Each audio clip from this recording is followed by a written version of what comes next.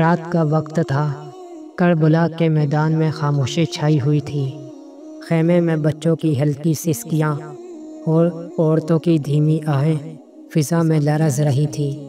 رات کا اندھیرا جیسے کسی بڑے طوفان کا پیش خیمہ ہو۔ امام حسین رضی اللہ تعالیٰ عنہ خیمے سے باہر نکلے، آسمان کی طرف دیکھا۔ ستارے بے چین دکھائی دے رہے تھے، لیکن اس رات ایک عجیب واقعہ پیش آیا۔ جنگ سے ایک رات قبل امام حسین تنہائی میں ایک مقام پر سجدے میں چلے گئے۔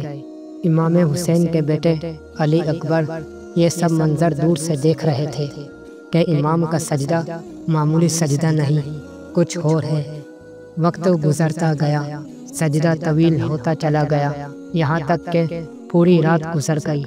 صبح کے وقت جب امام حسین اٹھے، ان کی پیشانی پر ایک ایسا نشان تھا جو پہلے کبھی نہیں دیکھا گیا تھا، ایک جلتا ہوا زخم جیسے آگ سے داغا گیا ہو۔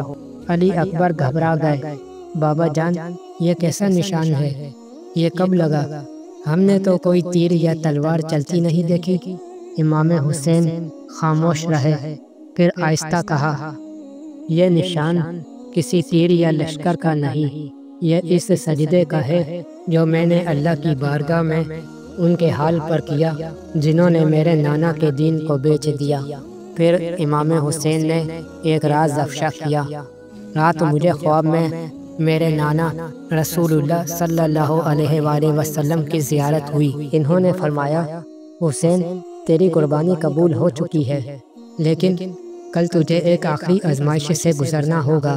کل جب تمہاری گردن پر ظالم کی تلوار چلے گی، تمہارا سجدہ مکمل ہوگا، اور یہی زخم اس سجدے کی مہر ہے۔ اگلے دن یوم عاشور کا دن تھا۔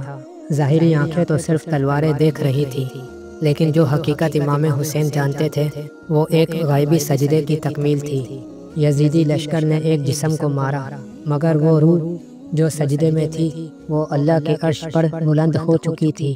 کربلا میں ایک شہید سجدہ بھی تھا، اور وہ تھا امام حسین کا آخری سجدہ، ایک ایسی قربانی جو تا قیامت گونجتی رہے گی۔